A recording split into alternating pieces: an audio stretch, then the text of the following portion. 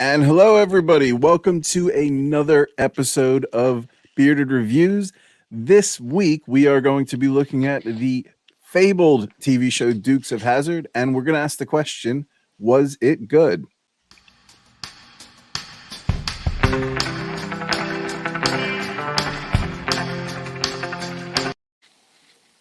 Well, we had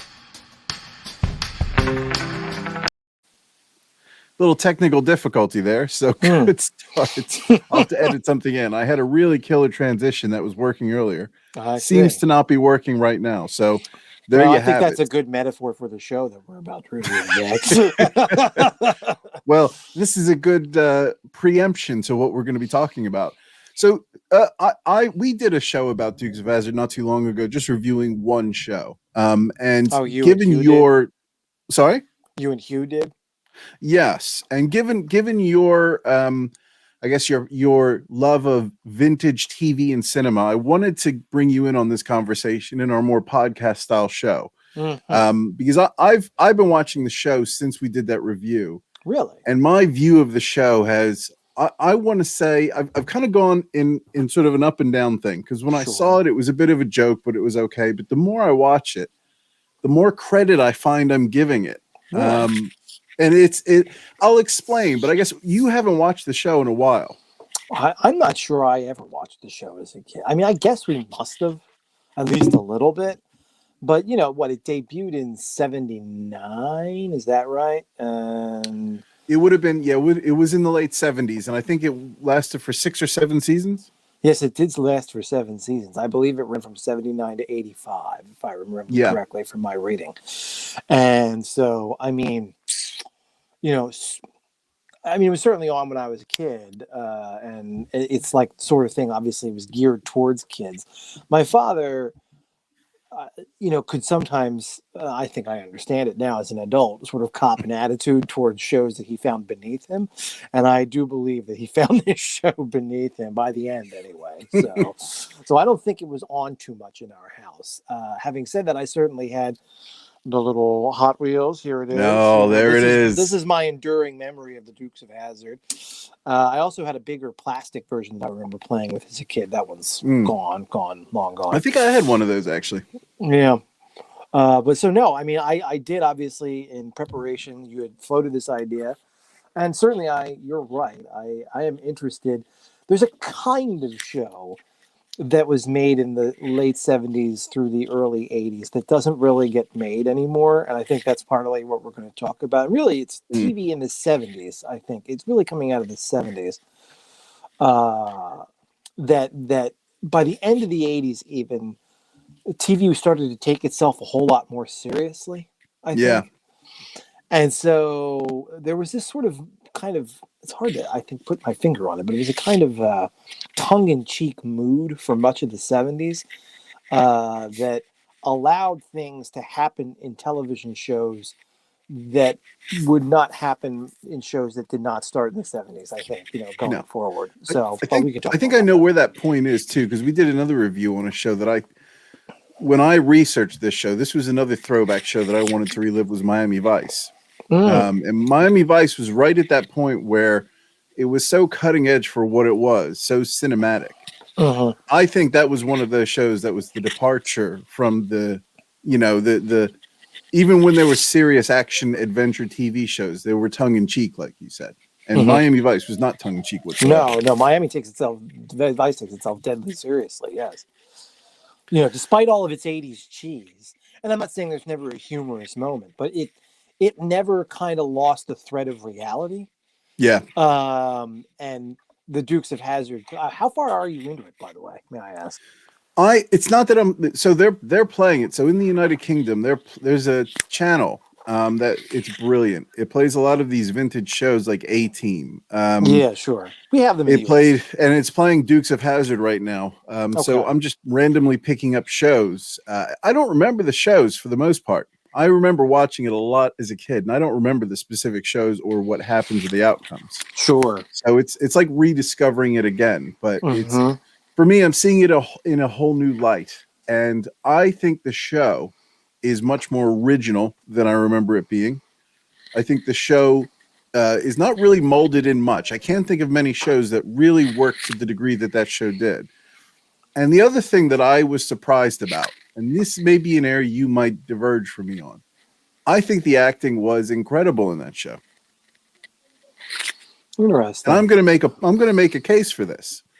See, I think now listen, I am what I'm about to say, and everything I'm about to say in the next hour, however long we're on, I must preface by saying that this is based on a cursory watch of 4 episodes, somewhat randomly selected, from a show that ran for 144 episodes or whatever. Probably not that far apart. I think I've probably only seen 8 in the last month. So we're not that far apart. I'm going to say that I'm going to make a bunch of grand pronouncements based on a limited sampling of the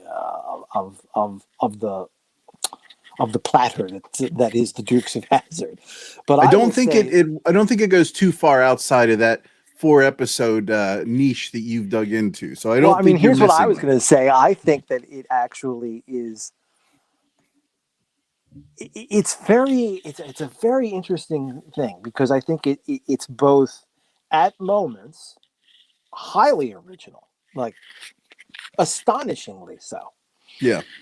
And then yet at the same time, almost an archetypal sort of display of how 70s TV worked and then devolved, if that makes sense. Any given show. And so, I mean, honestly, the analogy that I have come up with and the extended metaphor I'd like to use based on my view of it is of a relationship, right? There's the honeymoon period where everything is fresh and new and original and charming. And then there's the settling in to a sort of routine that's okay, this is what we're doing. This is the roles that we're going to play. This is how things are going to work out. Then you have that run of episodes. Then you start to see the cracks in the facade. The things that go wrong, and you're starting to say, there was a comfortable routine here, but not all is as it should be. And then the total break. When everyone stops caring. And that it's really on its way to being over because everyone's mailing it in. And I, in the 4 episodes I watched, I can kind of trace that exact narrative through this show. But it's also a pattern that a lot of shows from this period went through. And they all went through this kind of strange willingness to totally lose touch with reality. I think the one that is probably most present in people's consciousnesses is Happy Days. Yeah. Because specifically of the phrase "jumping the shark," which I assume you've heard. Yeah, I know. I was thinking exactly that when you said that. Yeah. Well, and that's the thing. Like shows from this period, I don't know what it was about the 70s, but they had a willingness to sort of totally break with anything like the reality that they of even within their own system.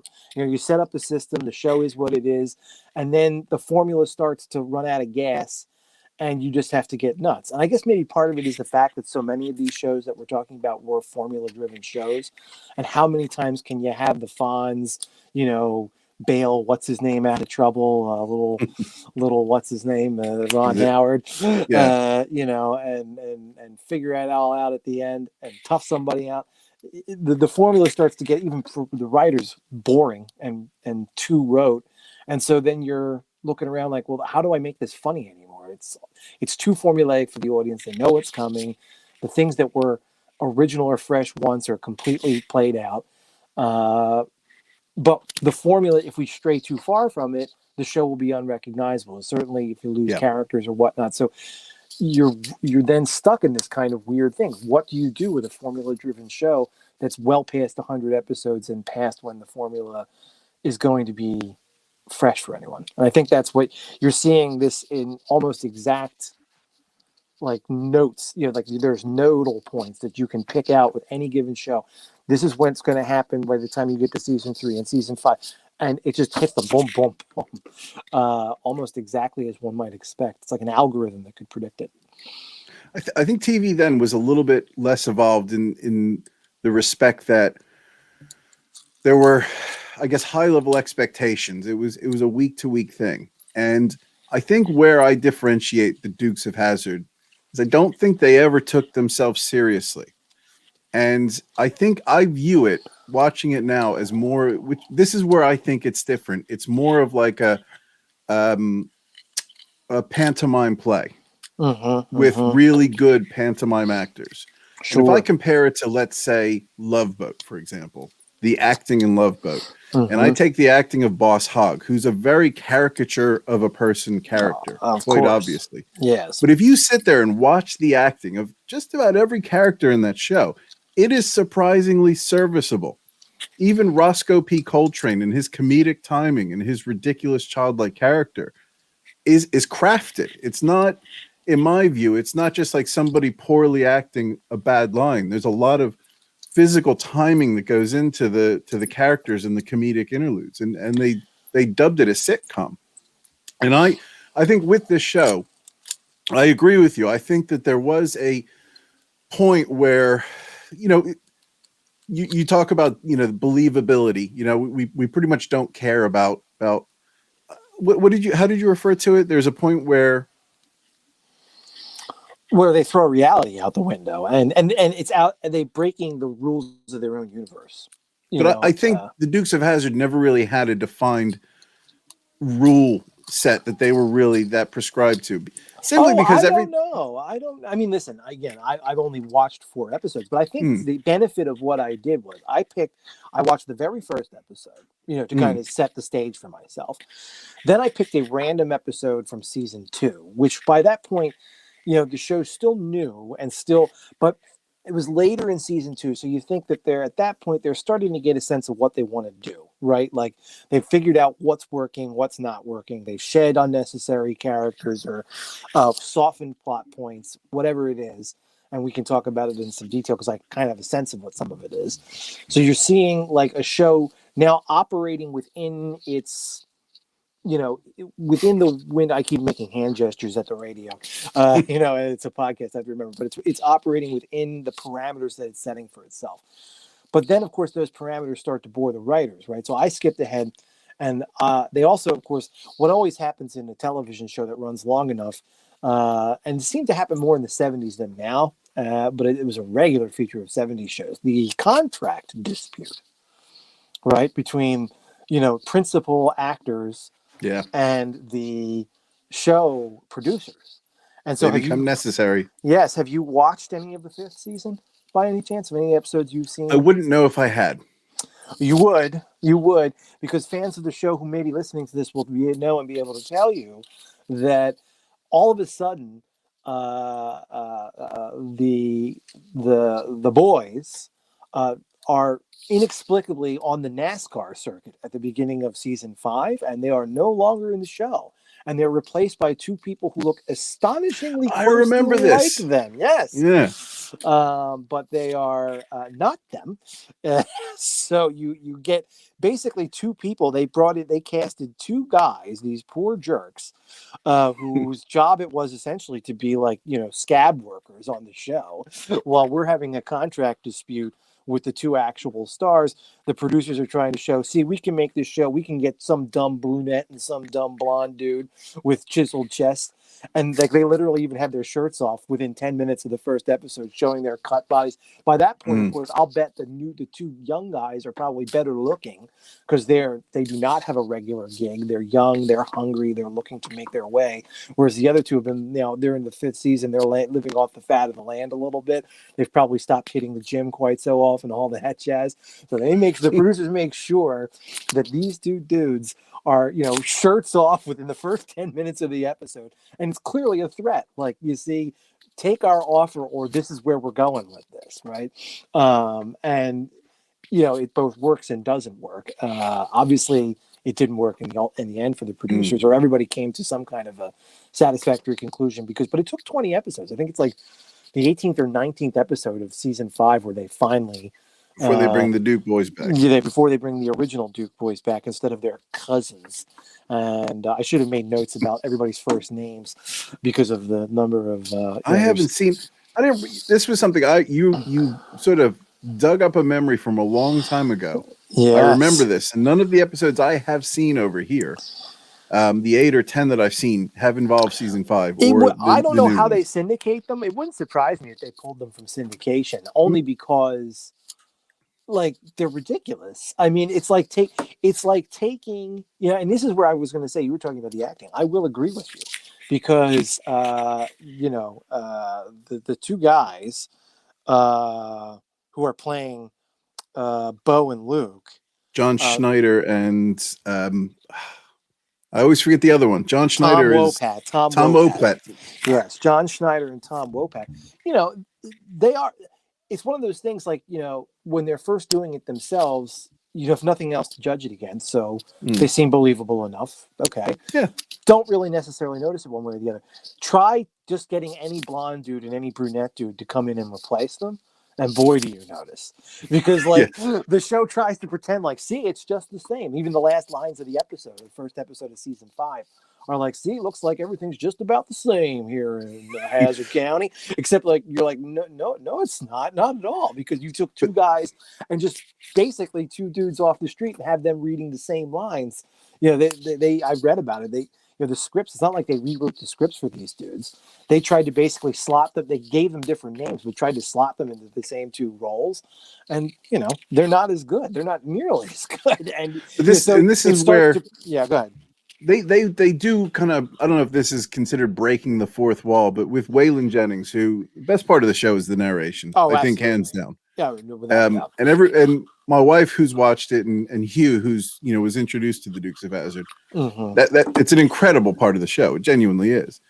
But part of what they use that narrator to do is to not take themselves so seriously, so they could get away with this, that, and the other. You still there, by the way, Bubba? You still there, Dixon? I'm here. Can you? I guess you maybe can't see me. Oh, sorry. Can you hear me audio? I was worried that the show went. But they use the narrator. No.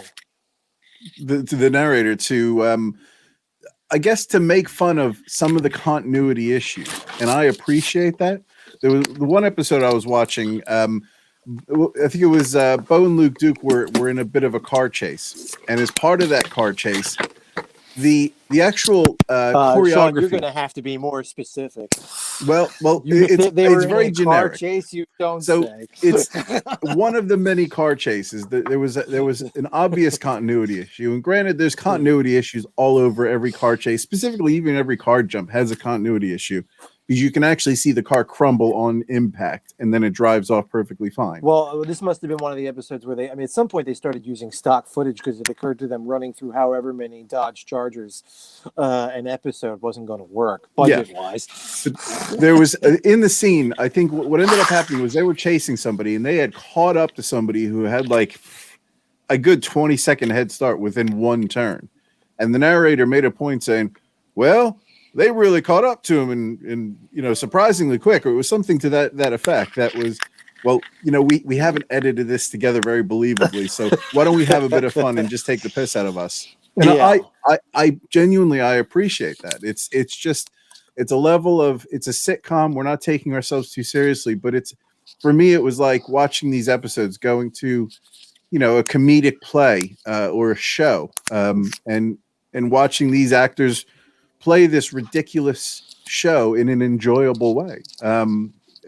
That's what I liked about it. It didn't take itself too seriously, and you really see it more as you watch it as an adult. Yeah, looking back in hindsight. Well, I think maybe because again, and following from where we were last week, and I assume that the track we want to be on is, does this show, you're the question I guess we're asking today is it good? Or maybe more to the point, is it good in the way it intended itself to be good? Or is it good in some other way? Okay. I'm going to say this should be graded on not unintended. For me, my grade is not going to be on unintended quality. It's not going to be on the Seagal scale, because it is branded as a sitcom. It is not branded as a serious piece of, thought-provoking art. Oh, it is a comedy first and foremost. Sure. So, I mean, you've watched 8 episodes of late. I mean, I'm sure you watched more Of when you late, were a kid. outside of the, I don't know how many I saw growing up. Yeah. Yeah, and I'm sure I must have seen an episode or two because, like, and also I know that the tropes of the show became very iconic, and so they're often parodied. You know, the Yeah. idea of the narrator who the freeze frame before the commercial. You know, where the narrator Yeah. said, the narrator But gives you the cliffhanger. are they going to crash? Are they going to get over the ravine? And then the other thing I really enjoy is the jokes or the way the narrator sort of very often it's an opportunity for a comedic moment. And I find that the comedy isn't like, again, if you referring to Love Boat, when they make a joke, it's so cheesy and cringy that it is on the Seagal scale, the Steven Seagal scale. So that's for anybody watching this. I refer to unintended comedy or unintended film or TV gold as on the Steven Seagal scale. Love Boat would be there, whereas this, I find that some of the comedy is genuinely quite funny. You know, I have to say, I mean, this is as an aside, and I think the Dukes of Hazzard, as a production, chose well in terms of its format when it comes to how it's going to entertain its audience. Because I think, you know, to use your example of the Love Boat, it's much more difficult for something that outright, you know, the Love Boat was nothing but a sitcom, right? There's no way to think or make a case for it being anything other than a sitcom, right? So in other words, it's announcing to its audience from the get-go that this is meant to be funny. And to me, it's very difficult for comedies that don't work are usually just miserable. They're miserable to watch. Yeah. You know, you feel embarrassed for the people involved. When something's not funny, you know, they're trying to be funny and it doesn't land and it just fails. You know, you just sit there stone-faced going, why would anyone watch this? It's horrible. It's very, very difficult for a comedy to go through that wall of this is not funny at all and somehow get to the other side of this is funny despite itself. You know, it's funny and it kind of like this is so bad funny. You know, it's very difficult for a comedy to pull that off. I can't think of a comedy off the top of my head that I think that works. That I've ever seen that works that way, where they were trying to make a comedy and it's not funny the way they meant it to be funny, but it's such a miserable failure of an attempt that it's still funny on this other level. Whereas with an action show, and that's the thing about the Dukes of Hazzard. Yes, but I've seen it most often categorized as action comedy, which allows you to kind of live in this liminal space where, you know, if you find yourself laughing at it, you could say, well, it's because the show is not, you know, it's not trying, they're not trying to be funny most of the time. I mean, they are, I'm not saying they never are, but it's not that they are, its principal thing in life is not to be a comedy necessarily. And so the times that when those things don't land don't matter quite as much because there's the action and the excitement to fall back on. Perhaps and I would say the action is sort of the storyline doesn't necessarily have a comedic overtone, but where we see this show, they don't have a laugh track. It's a comedy without a laugh track, and which would have been rare in the 70s. Yeah, and I think that's why they've had, and this is why I would stick to my guns and say the acting was very good because they carried a comedy with no laugh track at a time where a laugh track was how you defined a comedy if you didn't tell good jokes. And that was like, you know, we need to tell the audience when we're telling a joke. Whereas, you know, you look at some of the physical comedy from Roscoe. I'm not saying this is, you know, genius. I'm not saying this is, you know, groundbreaking, transformational stuff. But at the same time, you know, looking at the craft into what, let's say Roscoe does to be stupid, the physical comedy, it takes some skill to do that. Sure. I don't think that. So again, I mean, like, you know, I was trying to watch a show without watching a show. You know what I mean? Obviously, I wasn't going to buy 7 seasons of the Dukes of Hazzard and watch them all before we sat down to discuss it. And then, of course, you know, you could have a whole podcast, I suppose, going episode by episode. So shows through the Dukes of Hazzard, right? And people do this with shows, and probably there's one out there about the Dukes of Hazzard for all I know, because I know it has a large cult following. I was trying to figure out how do I chart a course through this to kind of get the nodal points, the big points, right? I will say that one of my choices wound up being not exactly fortuitous, which was the season 2 episode I selected, because again, I was trying to pick an episode that would show me what did this show look like when it had hit whatever groove it hit, right? Yeah. Where, this is the show in its halcyon, right? It's, the first few episodes, they order them, they're trying to do whatever they're doing. By the way, did you know that there's a movie, right, that precedes this, that the producer of this show made? There was a different Tom Moonrunner. Wopat was not in it, actually. That's correct. I think John Schneider was in, not Tom. Tom Wopat was not. Tom Wopat is not. I don't know if John Schneider was in it or not. He may have I think been. it was John Schneider and Catherine Snyder, if that's her name. Catherine Bach, you mean? Catherine Bach? Bach, sorry, Catherine Bach. Yeah. All I know about, I didn't really look too far into it. I considered renting that too to get a sense, but the movie's called Moonrunners, and it was by the same producer, working with the same raconteur who he worked with, and there's like a lawsuit about that. He had a partner, right, who sued because he said that his stories had been used to create this show without crediting him particularly. Jerry Rushing was his name. He was a moonshiner. And this guy, Jerry Rushing, was Guy Waldron, who produced the show, worked with this Jerry Rushing character to kind of like take these old moonshine running stories and form them into something. And his first attempt was a 1975 movie called Moonrunners. I got to tell you, I knew nothing of this movie. When I sat down to watch The Dukes of Hazzard, I knew almost nothing about the show. Really. I mean, I knew, and again, for those of you who are listening, I have a little Hot Wheels version of it in my hand. This is what I knew of the show. Like that, I had this toy car. I sat down thinking, well, this show must really be coming out of the Smokey and the Bandit kind of craze, which had, I think that movie was in 77. And I think it was 77. It was the year I was born. Right. And that movie had been a pretty decent hit. Obviously, Burt Reynolds was the big star, and he launched his career or helped establish him as a star. And so I figured this was just the made-for-TV, going to be cleaned up, sanitized, because that movie has a little bit more. I have never actually seen the original, believe it or not. I saw the second it years ago. For some reason, the only one I've ever seen is part 2 of. And now I'm blanking on the title that I just brought up.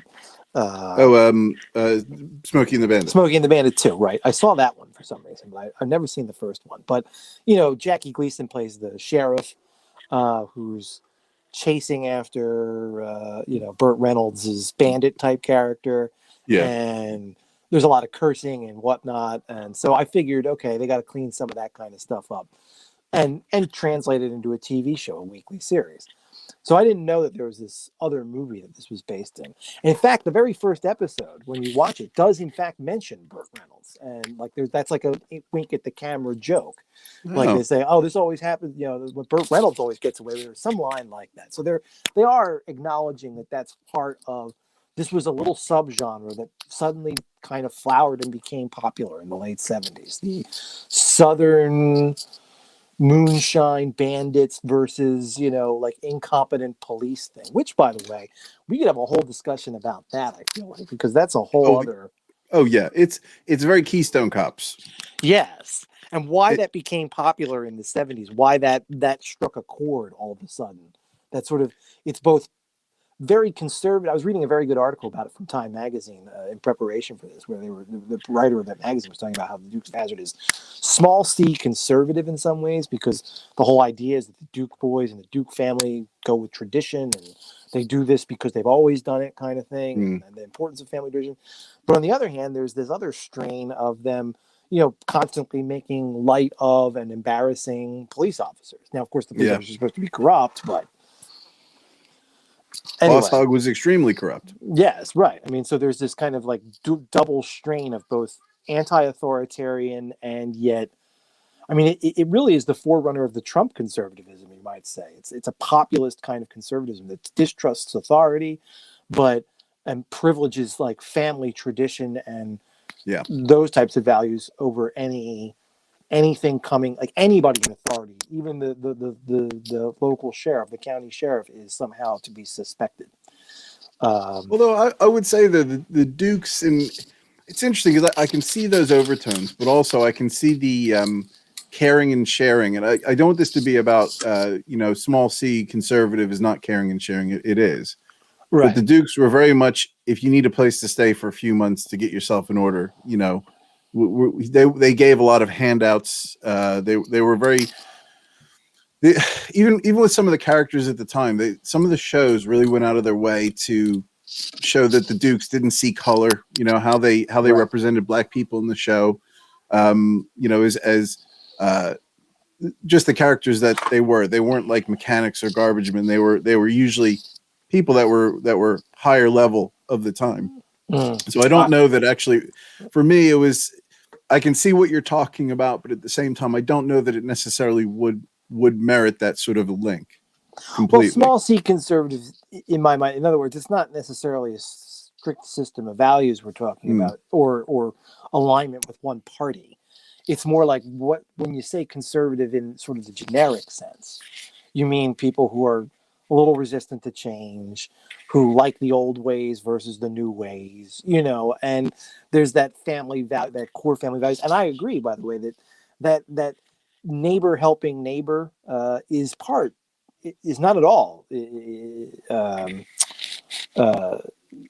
at odds with small c conservatism. In fact, the idea that you don't look to the state or the government. You don't look to the yeah, that's true. Yeah, you're instead looking, either you help yourself, or there's an expectation that neighbors help neighbors because that's Christian charity, and of course they don't get into religion, but that's it's a charitable thing. That's the way that this is supposed to work. Would a show about Southern pride be small c conservative at a minimum? Yeah, I think. Would you equate Southernism or being Southern to being conservative? Well, what I would say is that any movement, whether it's Southernism or anything else, that is steeped in in a traditional concept, tradition being any tradition, but like, this is the way this family is because this is the way we've been for years and years and years, whether it's Irish Catholic or Southern Baptist or New Delhi Hindustani. You know what I mean? If it's about family tradition, the preservation of tradition, resistance to new ways, or new concepts coming in from the big city, you see that all the. I mean, really, yeah.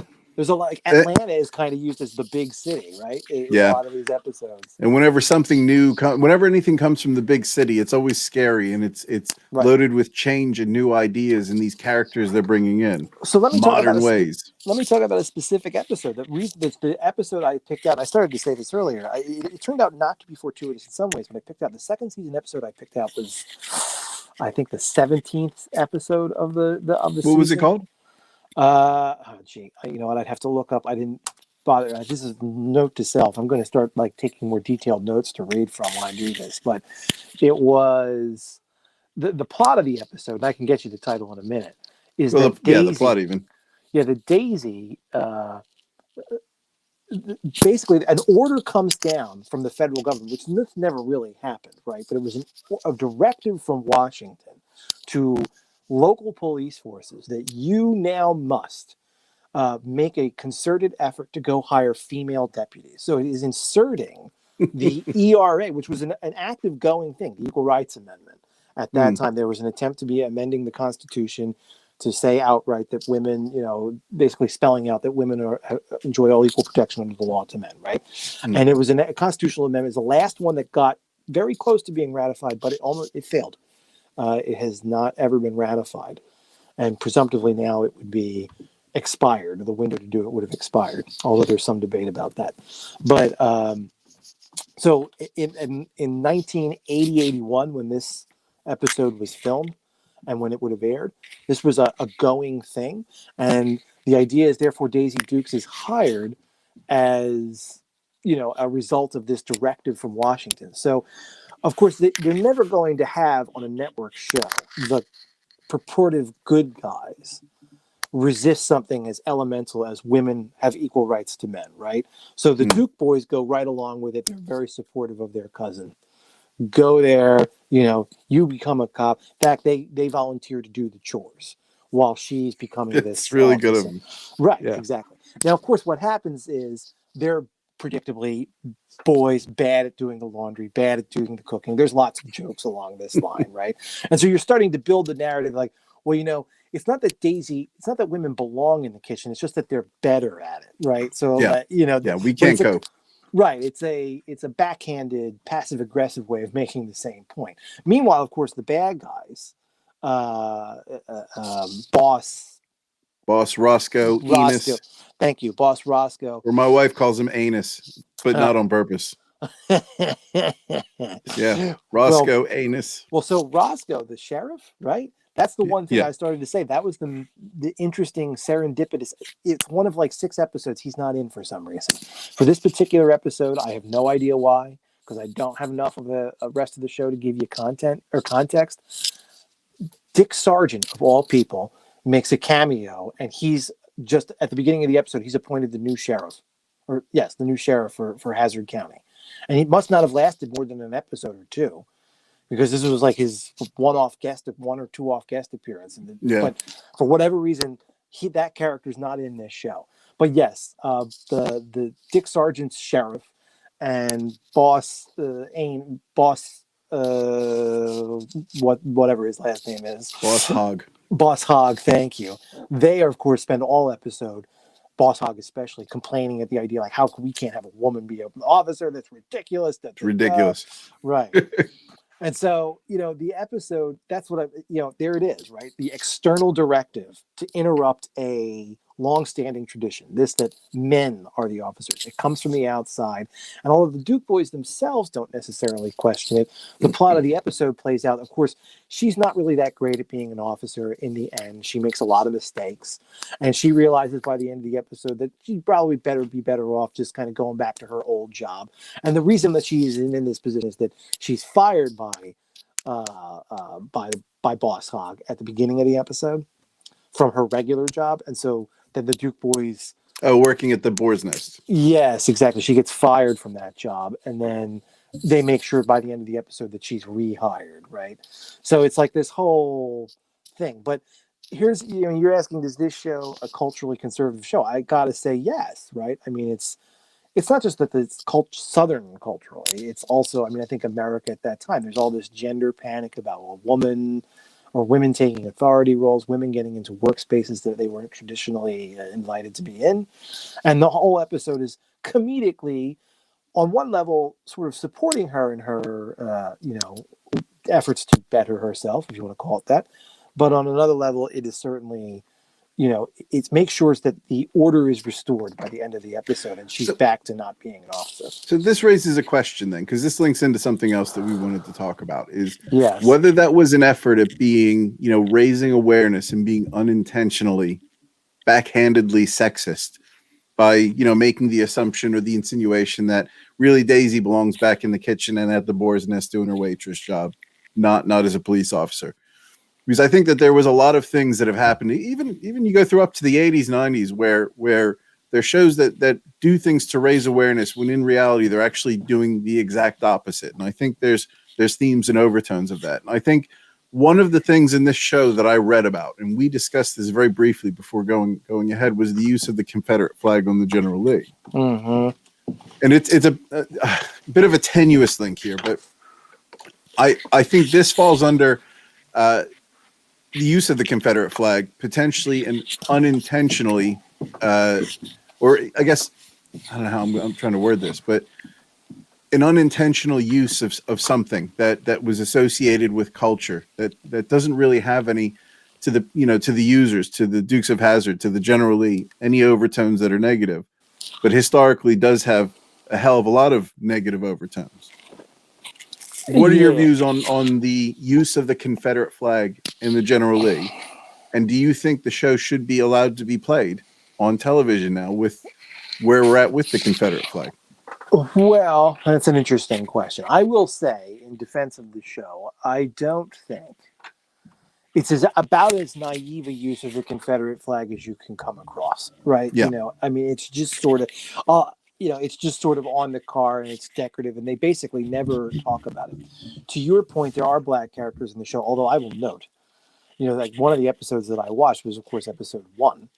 And in episode 1, there's a chase sequence, and it's not so much I forget now what they were all doing, but they're all the Duke boys and some of their friends have all decided to go out to go do something, and they're racing essentially one another. So it's not people actually chasing each other. It's rather that they're all racing to go to the same place, and in so doing, they're kind of like, they're having fun, they're bumping each other and whatnot. But there's this shot of one of the friends, who of course has no lines or next to no lines, is an African American, and it's one of the 4 episodes I watched. It's the only one with an African American who seems to be involved with the Duke boys at all, but he has no lines. And there's this shot of him where he's smiling and driving while he's being chased by a good old boy who's hitting him on his bumper with his car. And I'm sitting there thinking to myself, like, this is really naive, right? Like, because, like, any other, I've seen Mississippi burning, right? Like, that's never a good idea if you're like a black guy driving in the South. But that in that show, I guarantee that somebody put that person in there thinking, we're going to show how progressive we are. The Duke absolutely. boys have a black friend, and it it's never at that point occurred to them. Yeah, but you're and right, it's awareness. Oh, sorry, no, I was just gonna say that, and it's awareness. I think at the time the show came out anyway, the Confederate flag, and I think the name General Lee is a bit more problematic than the actual flag itself. But the Confederate flag it was considered a sign of the South. I did some reading beforehand, and the last time the flag was used really in a negative connotation was it was a symbol of segregation or the support of segregation in the South. And it was one of those symbols that was used previously. Not to rehash history, I believe it wasn't actually a flag for the Confederates, but a battle flag. The naval jack, actually. So the thing that's most that's when people call it the Confederate flag, things that people think of, that blue X on a red field with white stars. Called the Stars and Bars. Well, see, actually, the Stars and Bars was the nickname of the national flag. Oh boy, we could really get into the weeds here. Oh, wow. The original national flag looks like a very cheap copy of the United States flag. Instead of having 13 stripes, it has one big red stripe, one big fat red stripe, one big fat white stripe, and another big fat red stripe with a blue box in the corner. And it has 7 white stars in a circle. So it looks like someone who couldn't really sew that well decided to make like a flag that looked like the United States flag. Low on budget. The South was suffering. Yeah, we were, like the idea of cutting 13 separate strips. Oh, that's too much. Here's like, we're going to battle. Let's go. But this thing done. Was a Confederate. That thing was it started life as a naval jack. Well, the elongated version, the one that's not a square but a rectangle, that's a naval jack.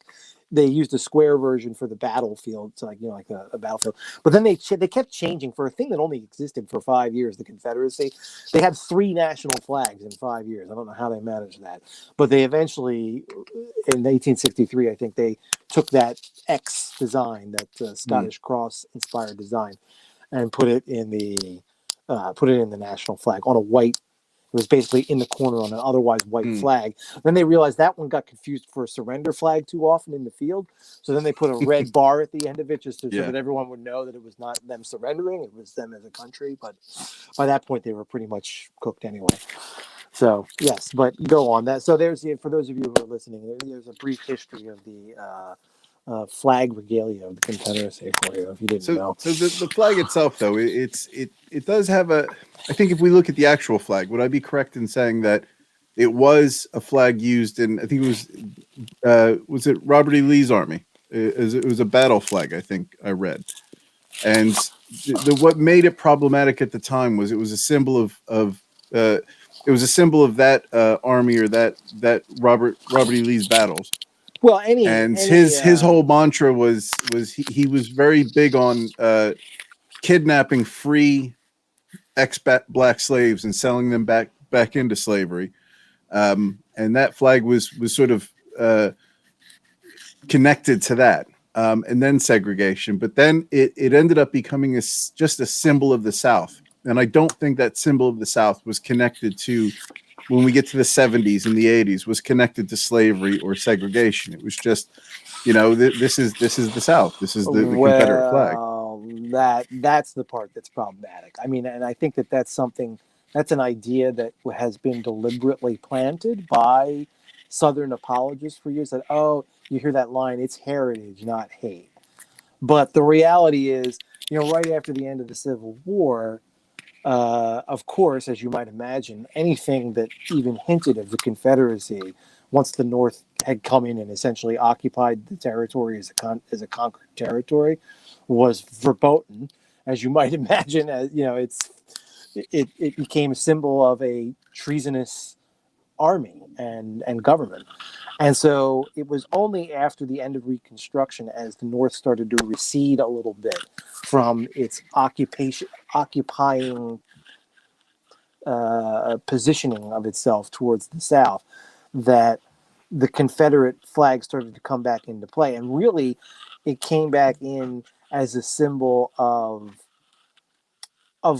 racial hatred. There's really no other way of putting it. And I'm talking about way at the end of the 19th into the early 20th century. It became the flag that was the symbol of opposition to integration and the end of segregation. That's what I was saying. Policies. It was in the late 40s. It was the sort of the battle flag at that time of segregation, or the fight against. Yeah. But I don't believe, I don't believe that the popular use of that symbol in the 70s and 80s by most people was that of something that was connected to racial harmony or the lack thereof. Your average, everyday, even my understanding of it, if you were to ask 20-year-old Sean, I wouldn't, because I wasn't educated enough to know, I wouldn't equate the Confederate flag necessarily to racism. I would say it was a tongue-in-cheek symbol of the South, and I wouldn't think it was a racial, racial trope, so to speak. I mean, I think that the problem is that even when we didn't know, we knew, if that makes sense. And the example I alluded to that too. The example I would give to sort of counterbalance what you're saying, if you had asked that 18-year-old Andrew, would Andrew have been ignorant on that point? Perhaps, very likely. I'd have to go back and remember, but I do remember this. When I went to a summer camp that my father worked at, and he was a big Civil War buff, so we went to Gettysburg all the time. And one of the T-shirts I got from my trips to Gettysburg was it was a pretty innocuous T-shirt, really. It was like Gettysburg, the Civil War, and it had each flag on it, the U.S. flag and the Confederate flag. And I was going to wear it to camp one day, and there was a counselor there who was the basketball counselor who was black, and my father told me I couldn't wear it. And I was like, why? And I mean, I was like 8, so obviously I didn't know up from down. And and my father, who was hardly a racial progressive, he knew enough to know, I don't want you walking around with that Confederate flag in a space where there's an African-American person that I'm working with, and that he knows you're my son. Like, would that, it's like anything else. You could ask 100 black people, and I know they've done polls along these lines, and it probably depends to some degree on regional differences and things like that. Some black people are deeply offended by it. Others, there are some who aren't bothered by it, maybe because they've seen it their whole lives or whatever, or found some other associations. But I would certainly now, but I think any wise person, even then, would have said, if I were going to err on one side of this, I'm going to err on the let's not use it side. This begs the question. The producers then of the Dukes of Hazzard. Yeah. So the people who made the decision to design the General Lee the way they designed it. Yes. Were there people with racial biases that chose that flag for a specific reason? Can I be a little bit more? Can I reframe that question a little bit? Because I think it would be fair to say that yes, they had racial biases. Is that why they put the Confederate flag on the card? That may not have been the prime motivator. You know what I mean? Well, Like, I think, so everybody's got racial biases. yeah, well, I was going to say you that's, know? it's kind of, in my view, kind of a non sequitur because you and I have racial biases, Everyone whether does. we like it or not. Correct. Yeah. So did they put it on there to stick it to the black man? Based on the rest of the show, I would have to guess not especially. And you could even make an argument that, listen, we're trying to draw a specific kind of character here, and this kind of character at this place and this time would have had this flag on their car. I mean, that's just who they would have been. And you might be right. You notice also, at least in the first episode, I don't know if this continued. I didn't pay enough attention, but in the first episode, the other place that the Confederate flag is very prominently throughout the episode is on the front of the sheriff's car. It's on the front of the sheriff's car. Yeah, it's on the front of the license plate, isn't it? It's not the license plate, but it's where it would be. Yeah, correct. Right, and it's on there. Now, I don't know if that lasted as the show went forward. I didn't notice it in some of the later episodes I looked at, so I'm guessing. They might have got wise to that, whether that was a good idea or not. I did read that, in fact, the actor who played Sheriff Roscoe, what's his name? Roscoe Coltrane. Yeah, Roscoe P. Coltrane. I was doubting myself. It is Roscoe Coltrane. Sheriff Roscoe Coltrane. Like, that actor, when he started the show, he anticipated playing the part with something of an edge. One of the early episodes, he evidently kills a man. So, like, the show did not begin necessarily thinking of itself as silly as it became. Like, they thought that they were going to be doing some serious stuff, and that's what I mean. Like, if going back to that question of the arc, as the show went on and it became much more clearly as time progressed, they were selling merchandise to kids. It became a big hit with young kids. I think at that point, they should have maybe started to rethink some of the decisions around that flag, But that never became an issue. And the reason I think that this is... that they ignored it. They did. Yeah, I don't think it's even ignored it. I think there was a genuine ignorance to it because it wasn't until we became woke recently that the General Lee and episodes of this show were pulled in the U.S. Oh, yes. Which I don't disagree with you that there's racial biases and the flag in itself represents a very negative thing, a very intimidating thing to people in the South, people of color in the South specifically.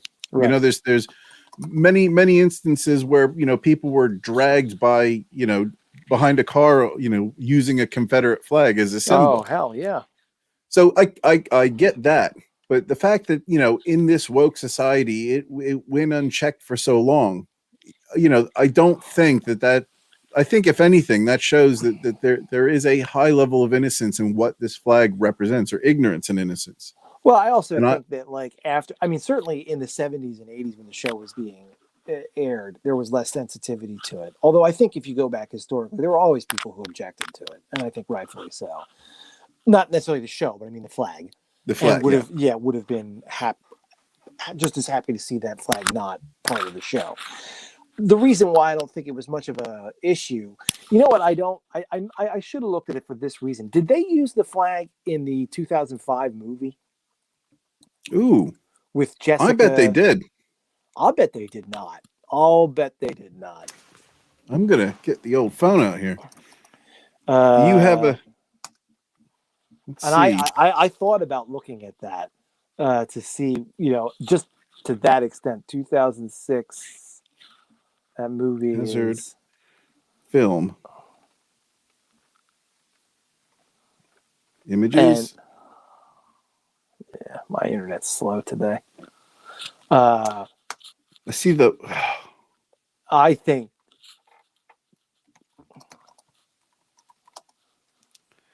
We can edit because they refer to it as the General, right? But not the General Lee. We need to. We're gonna have to come back to that because what I will say is, and I'm not surprised, the pictures I'm seeing on the internet are, hiding or not showcasing that piece. We'll have to revisit that in future episodes. Yeah, I mean, I have lots to say about the. I don't want to leave this what we're doing right now without getting to, because I talked about this arc that I saw of like the show at its beginning, where it's kind of wildly original in some senses. Like the first, like I said, I was expecting something like Smokey and the Bandit, and it really wasn't quite that, was it? No. It's that narrative, that sort of laid back thing. One of the things I noticed about episode 1, and I guess looking back, it's just a question of they were doing a pilot, it was cheap, and so they ended up just having to do a lot of stuff in post-production. But there are like long sequences of relatively long sequences of dialogue where neither character is actually on screen. You just hear them talking to each other, and you see shots of the car, and you're supposed to kind of gather that it's the two of them talking in the car. The first episode is not really that kid friendly at all. Enos is introduced as a virgin, the oldest virgin in the county, and they're kind of making light of him on that level. Remember this? Oh yeah. I mean, there's an actual sex blow up doll that's a plot point in the first episode. It's how she's arrested for stealing Roscoe Coltrane's cruiser, police cruiser, and she's they break her out and they use like a sex doll to like stand in for her. Yeah. And there's that's a show in itself, though. The catalog of inappropriate things that now we've seen as adults that we wouldn't see on TV now, that you'll see. For sure. But I mean, I'm comparing that, like that opening, it had a little bit of an edge to it, is what I'm saying with the humor. Like the humor was, they weren't afraid to be a little dirty. I read about the show that as it went forward, and as they understood that their audience was so much, so kid oriented, like that's it where was. and they wanted it to be a family friendly show. I said earlier, the actor playing Roscoe Coltrane, for example, intentionally toned down his performance and made it broader and more comedic and less and so by the second episode I picked, well, the one where he's actually not in it, that episode with it's called Officer Daisy Duke, by the way. It's the 30th episode of the show, season 2, episode 17. Dick Sargent is the guest star. But at that point, you can already see some of the edges have been taken off. The next episode I watched is the one I skipped ahead to season 5 to see the replacement people. And by the way, in that episode, Daisy Dukes is reduced to she hardly has any lines in the show at all. And when she does appear, instead of that those short shorts and the famous stuff, right? Yeah, she's like in a full length. I mean, like Victorian dress. Like when it's crazy. It's like, and I don't know what happened. I don't know why they have her costume that way. But like when the Vance and Coy, I think they're the names of the cousins. They come back from something and she runs out to greet. And the other thing is that. What's his name left the show, Enos, because they gave him a spinoff for a year that didn't work.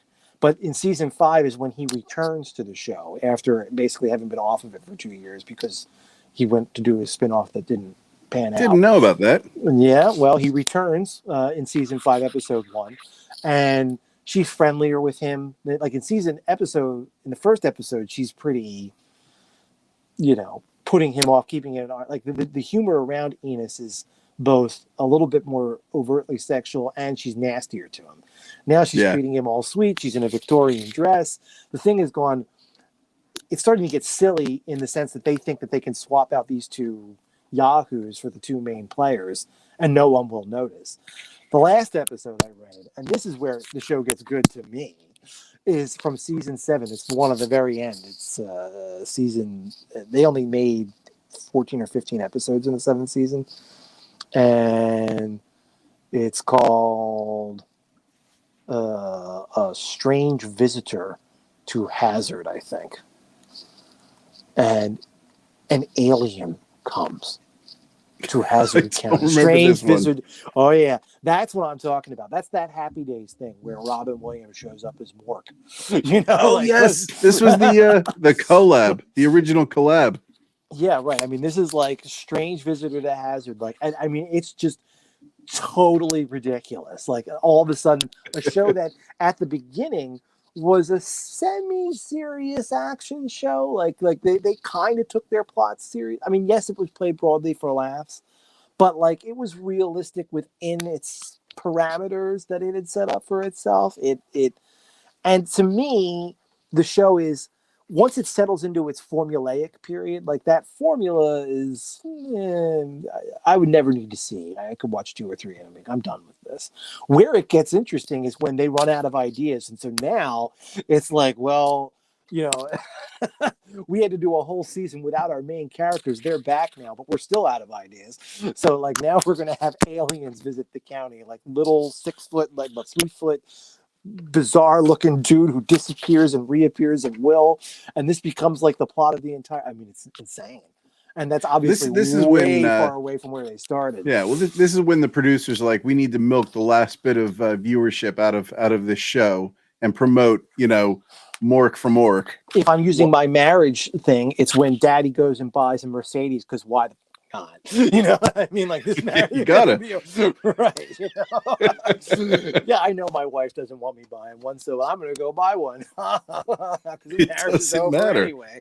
Yeah, that's exactly what it is. It's who gives a shit with the Dukes? Let's get some eyeballs on Robin Williams. Let's get some viewership over because we're gonna be knocking this thing on the head pretty soon. Yes. So let's get some value out of this pig before it goes. Right. And I agree with you though, because I've been very positive about the show because of how original and how surprising I found, let's say, the performance element of things at a time when acting was not, we weren't in the zenith of acting at that time, I guess. No. Sort of that early 70s, late 80s. Not on early TV. 80s. Not on TV. Yeah. And I think knowing the time and knowing your situation here, we can start heading into the review section of this. Okay. One thing we will have to come back to is, and we'll probably have another opportunity to do this, is which it was whether that Confederate flag, whether those shows should be canceled or taken off. Oh, and I think, well, let's put a cherry on that, because like you asked me a question, should it be taken off here? I think I would say not, but I think if a channel wants to run it, and I think part of what I was getting at with the question of like why you'd said why now? Like the fact that like no one brought it up before 2015 speaks to the innocence of the age. I think it speaks to the fact that after the show went off the air in '85, it hung around in syndication for a few years, but the show's very dated. It's very much, and now, because the people who watched it as kids are adults and will go back and watch it for kitschy laughs, it has a kind of like after the fact retro thing going on for it, but. In the immediate aftermath of its cancellation for the first 10 or 15 years thereafter, it would have been, I think, too corny. I mean, I think people would have looked at it and said, this is corny. Like, it wouldn't have gotten anywhere. Like, I don't think it probably enjoyed much,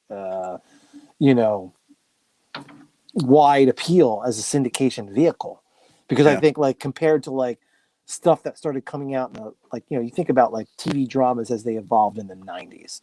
ER, NYPD Blue, Law and Order, all this stuff that's hyper realistic and hard Scrabble, like Dukes of Hazzard, it's silly. And by the end, it was most definitely a children's show. And so children are fickle. The children of one, mini generation aren't the same as the children of the next. Won't entertain the ones before, won't entertain the ones of the next. So I don't know that it had much of a syndication audience. And this is all to say, I think it was mostly out of the public eye, and it wasn't being syndicated a whole lot. So it was kind of like, who cares? Like, it wasn't coming up. It came up in 2015 because of what happened and the specific incident with that kid who walked into a church in South Carolina and made the flag the center of what he was doing. And for many, many people, I will say, their primary exposure to the Confederate flag on a week in and week out basis when they were growing up was the Dukes of Hazzard. Yeah. And it is very much the disconnect is wide because, I don't think the producer, there's nothing overtly racist about the show. For the most part, the show just tries to ignore race like so much else in the 70s and 80s. They just didn't want to even deal with it. So you have some token black characters around the periphery, and other than that, and they're respectable, they're respected, and they're treated respectfully, and you just try to like play it off as a non-issue. Would I not syndicate it today? I think what I would do is just put a disclaimer. Actually, Disney Plus is doing this with the Muppet Show, which is interesting. Before certain episodes that have what today might be deemed culturally insensitive stereotyping, and is it's not that I don't mean to say it today as if somehow they're wrong about it. It's not, but it's stuff that you could get away with in the 70s that you can't get away with anymore. Yeah, and so they just have a little disclaimer saying, like, listen, this shouldn't happen in the 70s. It did. We're going to leave it alone as the cultural artifact that it is, but we're acknowledging that this wasn't really appropriate then, and we're glad it's no longer something that would happen. And I think that's going to be a fair way of handling I think that's fair. I think there's a lot of things. There's a precedence, and I hate that the term slippery slope, because I think people use it to justify everything. Right. You could make the same argument for, and this might be a good segue into something we can do next week, the Back to the Future series, because that is really rapey. That is one of the rapiest film series. If you watch it and pay attention to this, there's a lot of sexual assault that goes on in Back to the Future, and it's okay. It's almost like brushed off to the side. And if you use that as an example, should we maybe not air Back to the Future anymore, because there's a lot of sexual assault in it that's played off as more of a fun-loving thing. It's just kids being kids. And I like that solution with the disclaimer. But I think the more you censor people, the more you block our history out, the less awareness we have of these things. And I think the same goes for social media. The more you block people off of social media for whatever they say, the less aware you are about these things, and the harder it is to learn and evolve. Well, this would be a whole, and I know you and Hugh did a show on this, so I don't want to, go over. Hold on, I've lost my mic. I can't hear you, and I know you have to move soon. No, I'm all right. I'm all right for now. So I'm back. I'm all right for now, by the way. So we can stay at it for a couple of minutes. I would say that with respect to the social media thing, and I know you and Hugh did a whole episode on that, so I don't want to go. It's an interesting topic. Yes, and we don't have many viewers, so they wouldn't have seen it. So it's a good way to rehash it. Well, I don't want to go over a lot of well-trod ground, but I will say this. I think that there's a material difference between, a President Trump using Twitter like TV producers of old used television as a medium to propagate his message is very different than random Yahoo getting on Twitter or Facebook, and just saying to his handful of friends or her handful of friends, whatever bizarre, racist, sexist, whatever else things comes to their head. The problem is that I don't know how Twitter or any of these platforms could write a algorithm that says, okay, if you have more than a certain number of followers, and then what's the magic number? We're gonna reserve the right to censor you, but underneath that, we're not. Bottom line is they are privately held companies. They don't have to let anybody use their service, so you are at the mercy of their terms of service. Free speech only means that you can stand out on the street corner and scream whatever is in your mind, and you don't have to worry about the federal government coming and arresting you. That's really all that's covered by the First Amendment. People, I think, one of the big things is people need to understand like how limited the First Amendment really is. It's not about, my opinion should be treated just the same as everybody else's opinion. I should be able to bleed it out wherever I want. No.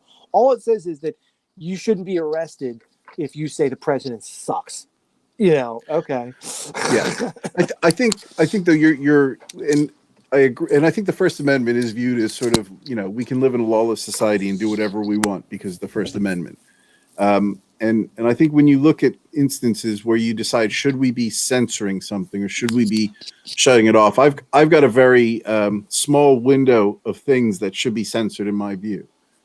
And if you look at, let's say, Twitter and the president, my view is the president is an employee of the country. And as an employee, you're not free to necessarily say whatever you want. And if you're perpetuating lies as your employer, the voter, or even the rules of that position, you cannot say things that are factually inaccurate. Right. So I don't think that's an area. And by silencing somebody on a medium such as Twitter, we don't have awareness to the degree that these inaccuracies are being conveyed. And it makes it harder then to, let's say for the rules that should be in place for a president to be enacted to make sure that somebody isn't telling falsehoods. I think it should be illegal for the president to be lying overtly like this, like overtly, not arguably saying something that's that his perception is different. I think that's more of an issue down to legislation and the confines of the job and the position of being the president, not so much the role of social media to censor somebody. Well, I think you've got a handful of issues there. I could certainly be persuaded that the president should be held to a higher standard of truth, and that perhaps certain types of lies from the president would even reach the height of criminality, or high crimes or crimes and misdemeanors. High crimes and misdemeanors, as the Constitution says. I will, however, the separate question of should Twitter or Facebook be allowed to censor people? They are privately held companies, and so yes, they should be allowed to. I don't. So I'm giving you my opinion on what I think should happen. Now, Facebook and Twitter should be free to be able to do whatever they want, but I think that by doing that, my opinion on that is you are making people more dangerous by silencing them in some respects, and you're making it harder to deal with them or understand what impact they're having. Or I don't know. Even I for hear me, what you're saying, but if I own Twitter, I would not want Donald Trump. I don't want him using my platform, my medium, to propagate his message. Take it somewhere else, buddy. So if that's just like it's not so much a question of censoring; it's a question of you can't use it anymore because I say so. I think. Well, even this is where I think to a degree. What's his name? Who runs Twitter? What's his name? I don't know. The person who manages Twitter, he'd like it to be the Wild West, and I think because of commercial interests, he can't. He wants it to be, free reign. You do what you want when you want, and I think it's harder to make a case that. So here, Twitter makes Donald Trump in the UK look like an idiot and have bad support. So Twitter, in many respects, is actually hurting the president outside of that scope of the United States because people are reading what he's saying in isolation and going, that's pretty fucking dumb. And without Twitter, if he was just in the office, I think he'd have more supporters here had it not been for Twitter.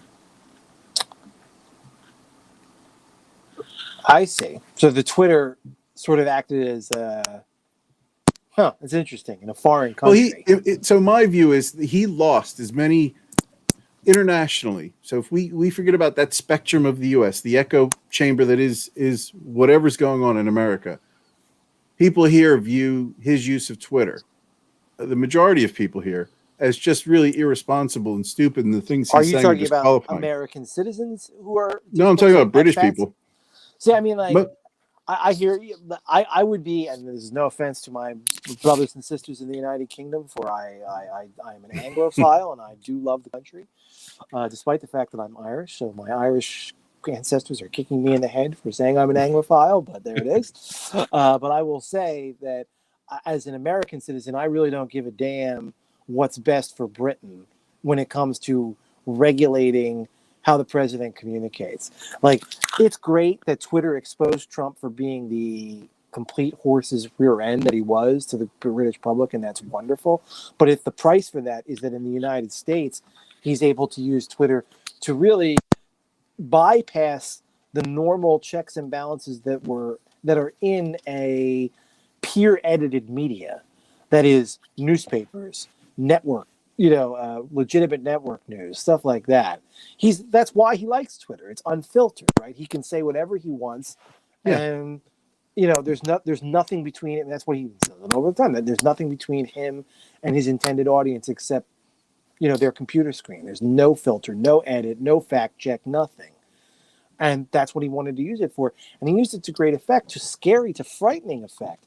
And getting him not to have. Taking away from him or anyone who would be like him the ability to do that is well worth it, even if it means somebody in the UK who's not an American citizen and doesn't have any skin in the game doesn't really quite realize how dangerous Donald Trump is because now he's not on Twitter.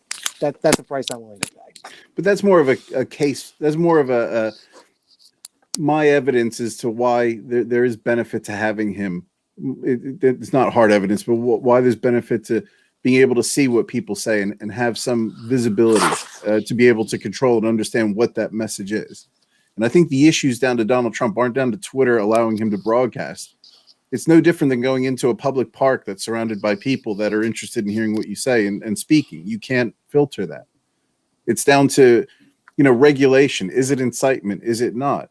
I think it's fair for any CEO or director to be held to a higher standard of truth and to not be overtly lying or saying things that are dangerous. And I think we need to take a look at what's disqualifying for the president and be a bit more rigid with that structure than asking social media companies to legislate how the country evolves. Because at the end of the day, it's complicated, though, and I will give you this. The riots happen because of social media, and that is problematic.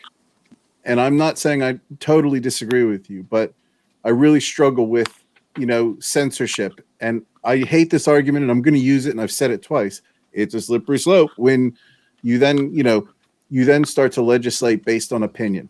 And I know that he has told facts, or he has told things that were overtly false, and that's why he's been taken down. But there's other people that haven't, and you're leaving it up to a private entity to legislate what is right and wrong.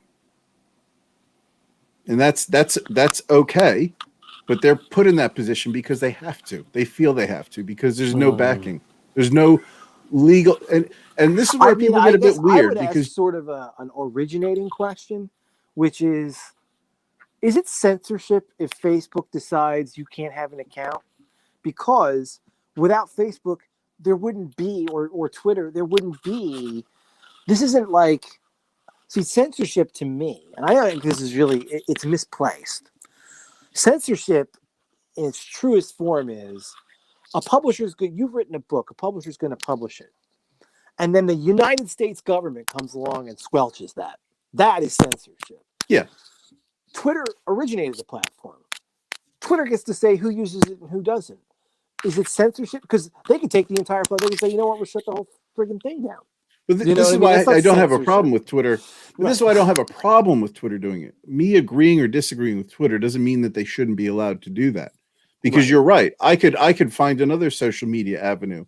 I could write a book. I could start my own social media. The government's not stopping me from speaking my message. Twitter are stopping me from sharing my message. Right. Which I could share anywhere. Yeah, but it's to me, when you look at the internet and these areas where people are communicating, it's almost like saying, okay, well, it's like a megaphone. We're in a public area with a microphone. Right. It's not dissimilar. You don't legislate who can and cannot have a microphone or who can hold audience unless they're doing something that's dangerous. No, but you do regulate. You regulate, first of all, you can't shout fire in a crowded theater, as they always say, right? You can't. Yeah. You can't just walk in and do that. So there is censorship there. But but you can't, is that censorship? I can't walk up and down my street right now with a megaphone. If I were at, there are times of day when you're allowed to do it. And generally speaking, if you're going to cause a planned disturbance like a march or, like I work with unions, so I can tell you, you better have a permit. Because if you're just outside somebody's property with a megaphone and no permit, they'll get you to move along. So is it then down to Kmart or Walmart to say, okay, well, we can't sell megaphones to this person? Or is it down to the police to then get involved with this person who is breaking the law and inciting people in the middle of the night? Well, I agree. Where's accountability? Why is accountability on everybody but the lawmakers? Kmart does not give you the megaphone and the space to go use the megaphone. They only sell you the megaphone. Twitter, the megaphone is the platform. They are not distinguishable from one another, right? In a way that Kmart, the store, is different from the megaphone they sell you. Then you take the megaphone and go off their property. Twitter, you sign up and you're on their property. When if you're thinking about a land analogy, you basically enter the Twitter store and then you start saying things. And yes, it is Twitter's right, and even arguably their responsibility to make sure that it's a comfortable place for all their customers. And if they got someone screaming N-word, N-word, N-word, then they got to shut them down. So if that happened in Circuit City, would the store owners do something or would they call the police to do something? Why are we choosing only out of businesses? But anyway. Are they all out of business? I've been away for like 16 years. Not Walmart, but Kmart is. So whatever Kmart and Circuit City decided, don't do that. Because let's say there's somebody shouting the N-word in Best Buy.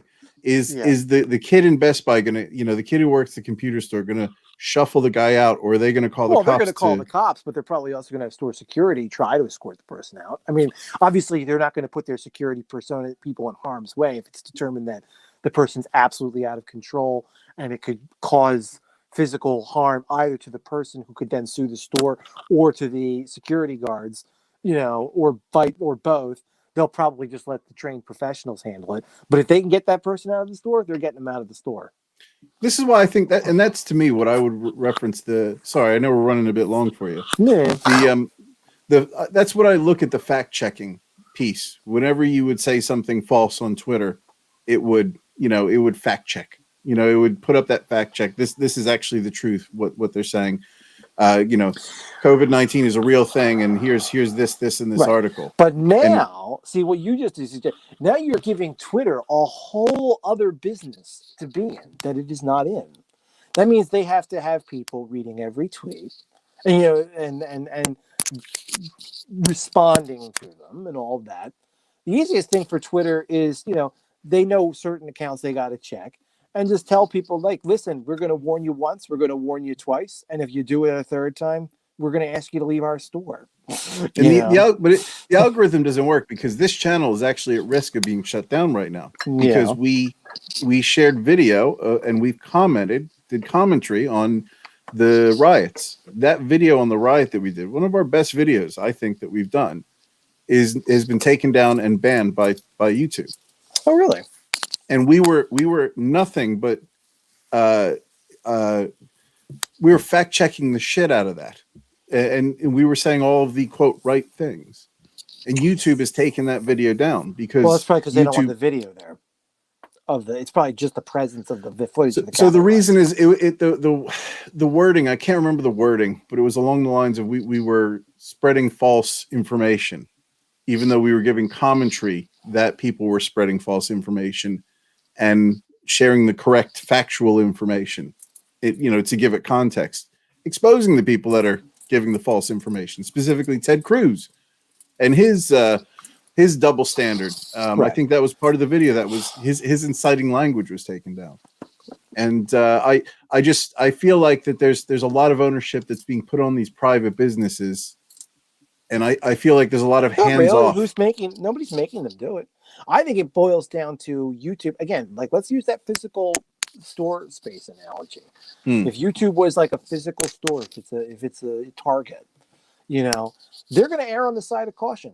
If I'm looking at somebody, they don't have to serve anybody who is it's true, yeah. Who's presenting there's every store, right? No shoes, no shirt, no service, right? Anybody who's presenting is potentially disruptive, they can say, we reserve the right to refuse service. And, they can't do it just on you're black or you're gay, but they can do it based on behaviors. And if they look at, the content of something and, they just don't want to get involved, right? Like they say, like, take your video elsewhere if this is what and I'm not saying you guys were probably, of course, as you say, commenting on the quote unquote right moral side, whatever, of the argument. But if they even sniff it, it's them protecting themselves against lawsuits and everything else. Like they don't have. Well, it's them protecting themselves against. It's their business really, and their advertisers. They will lose advertisers if they're associated with content that's less than desirable. Precisely, and they have an absolute right to do that. Yeah, I think I struggle with Twitter and Facebook are a bit different than, and I'm contradicting myself because I used stores as an example as to how things are policed. But at the same time, I'm going to now say that, when you look at social media, it's a different beast, and it's something we're still learning to understand. And there is a component that there isn't anything. And this is the weird thing when you look at things that are very conservative and very right wing. There's not a lot of things that I'm trying to understand why, given that, the U.S. is pretty divided, 50-50, Republican, Democrat, let's say, why there isn't something that's equally as big as Twitter and Facebook that the conservative right, deem as a worthy platform for us. Well, didn't you hear over there about Parler? They tried this. Yeah, well, Apple and Google shut them down. They created because they didn't just draw the conservatives, they drew the absolute batshit nut conservatives. Yeah. And Apple, Apple said, nope, we're not. I mean, that's fine, but we're not going to make an app for you available on our platform because we don't even want that poison on our devices. Again, they're right. Same thing with Google. So, I mean, nobody owes you a platform. All that the First Amendment promises you is that you won't be hauled off to prison for whatever vile thing you say. That's all you're promised. Nobody owes you a platform. Yeah. Nobody owes you a microphone. Nobody owes you an ear. Just like we'll listen to what you have to say. Nobody owes you squat. The First Amendment only there is a point, you don't though. go to jail. The internet. So you could make an argument that the internet is adjudicated by people that are going to be leaning left. I think there's more people who now. Granted, a lot of these people are Silicon Valley rich people who are very conservative in their values. But if you look at Parler as an example, that's a platform that couldn't lift off because it couldn't even find you don't need to be on an app to get your voice out. You can create a website that can be saved as an app and you can set up accounts in the same way. Which they couldn't even build a website on what should be a place where you can build a website. You shouldn't be regulated by what happens to be Amazon and whomever else has the facility to host a site of that size. And I think that's where Parler should have an opportunity to go somewhere, but they were pretty much kicked off the internet, and I'm uncomfortable with that. They have a right to have a website. Sure. And they have a right to collect the money. It's so privatized. It's so privatized. Well, now you're starting to speak my language in that do I think that the internet has become something like a public utility? But of course, this country deregulated all the public utilities years ago, and that has its positives and its negatives. And you could argue that one of the negatives is that, who controls, when there was much more regulation of the airwaves, for example, there was something called equal time laws, that on publicly accessed airwaves, you couldn't have a Rush Limbaugh show. You can thank Ronald Reagan for this, right? Because on the public airwaves, if you had a radio program or a television program that gave 20 minutes to some conservative to rail and rant and rave, then you had to give the same 20 minutes to a Democrat, right? And, that was deemed to be too, nanny state, So you roll all that back. And between that and the rise of privately held networks, which, of course, the public networks like CBS, ABC, NBC, et cetera, in the United States, of course, BBC, where you are, that's actually government controlled. ABC, NBC, CBS are privately held, but their right to broadcast within the band that they have was, and of course, it's a network of individual stations, but those networks those licenses came from the FCC. So your ability to govern was controlled by ability to broadcast was controlled by the federal government. Once you introduce cable television, and there is no broadcast ban, there's just a private, cable TV is the same. Wild, Wild West. That's why you get Fox News on cable TV, and all that jazz. So, I don't know. There's a lot. Wow, we've gone way far away from Dukes of Hazzard. Well, but that's okay. I mean, that's part of what this is all about. We see where the conversation goes. It's a free flowing thing, and we can. I think next week shall we do the Back to the Future trilogy? Was it good next week? I don't know. Here would be my problem with trying to do the trilogy in one episode. That's 3 movies we're talking about, right there. You know what I mean? I could say that, frankly, I think we could still do more on the Dukes of Hazzard. We could. I read quite a bit. I was very prepared coming into this, and the issue is that in terms of what I read, I didn't make enough notes for myself of names of characters and things like that. There's plenty to say, but having said all that, I think maybe we could put Dukes of Hazzard to bed. Let's try Back to the Future. Why don't we stick with part 1 though? Because I think that movie stands on its own. Because I don't like all first films. They weren't sure if they would get the funding for the sequel, so it's not meant to necessarily have a sequel. In the event, it did. But could we start? I think with the we will first one? touch on the trilogy. I think it's impossible to not touch on the trilogy at the very least when you're talking about the franchise of Back to the Future. However, I agree. We should probably just hammer at the first one, and then maybe touch on the second. I could also be persuaded we just do all 3. Part of it is, do I have time to watch all 3 movies this week? The first one I know I can get in. I say let's stick with the first one. I think we don't need to go. I think we referenced the other 2, but I think we really hammer was Back to the Future a good film. Because that film does have the most. Because I want to touch on the whole theme, which is really overlooked, and I I like the film franchise. It's something that I will always stop and watch when it's on TV. It's maybe nostalgia, whatever it is. Right.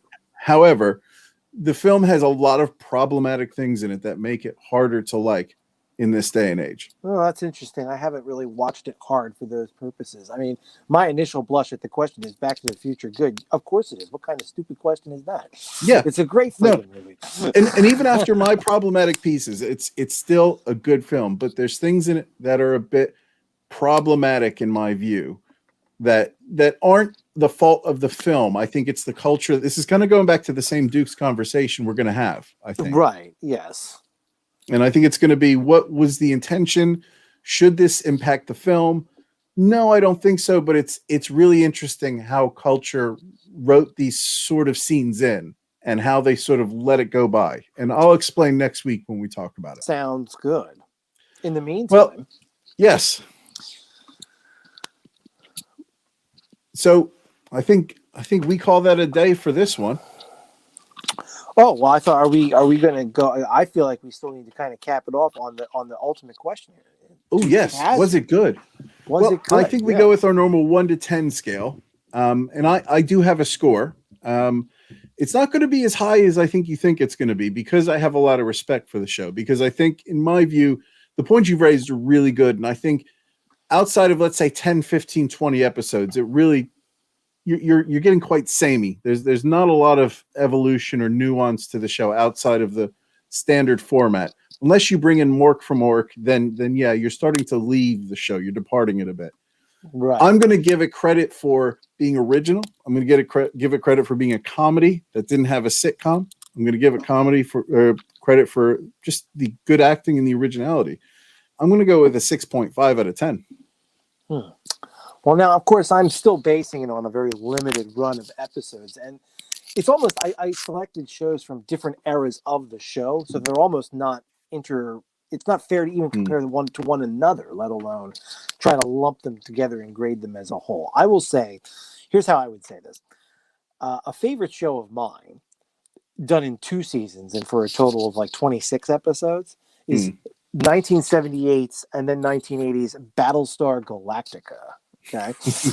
now Battlestar Galactica, the first season, the only full season of this show, is done on a serious level, is meant to be, it doesn't even have any, not that there's never a funny moment, but the show is meant to be taken fairly seriously. I mean, it's a science fiction show with a plot line and all that.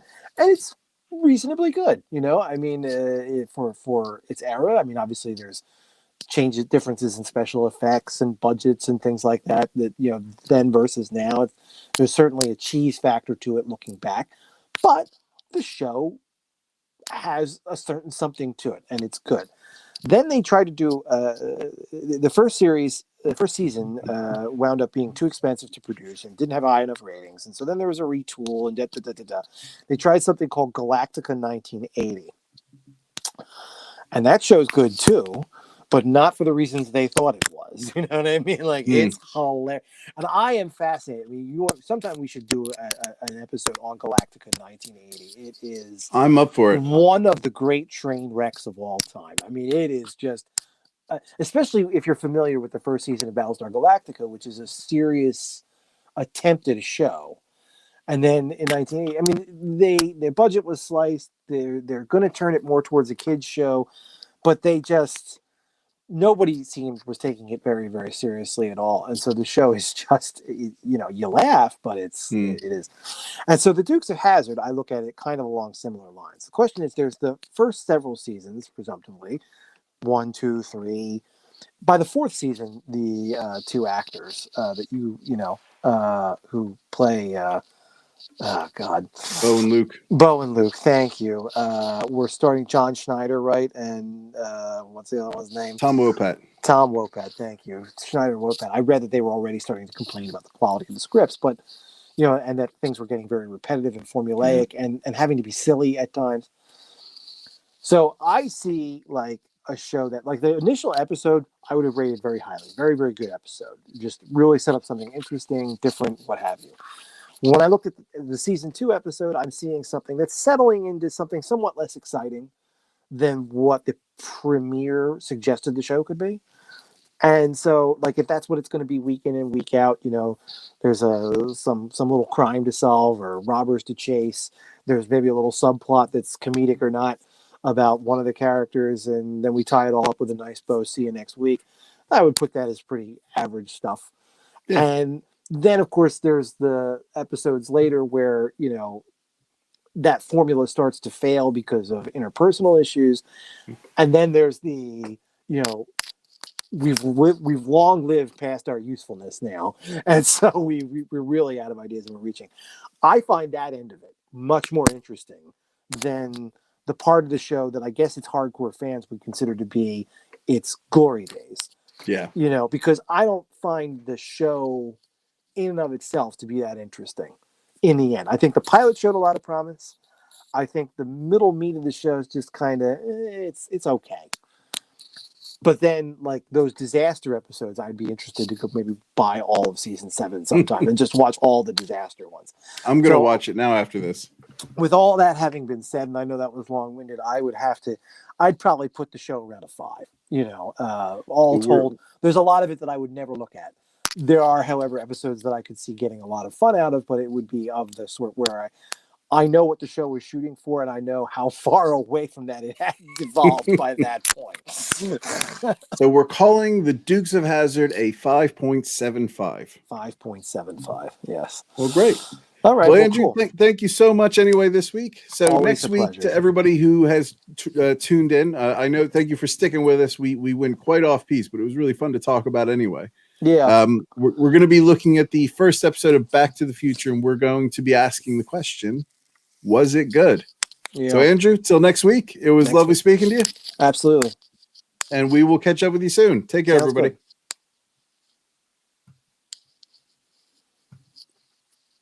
And